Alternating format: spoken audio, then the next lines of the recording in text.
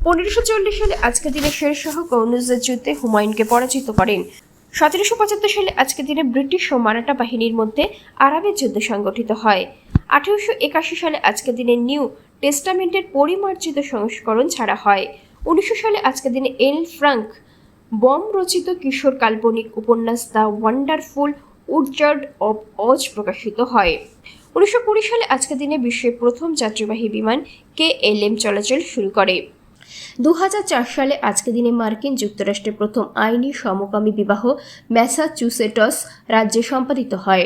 2007 সালে আজকের দিনে উত্তর ও দক্ষিণ কোরিয়ার ট্রেনগুলি উভয় সরকারের সম্মতিতে পরীক্ষামূলকভাবে 38তম সমান্তরাল অতিক্রম করে।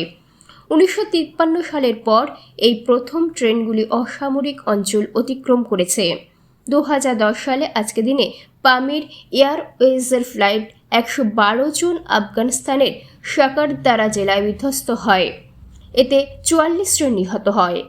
2014 সালে আজকের দিনে উত্তর লাওসে একটি সামরিক বিমান দুর্ঘটনায় 17 জন নিহত হন।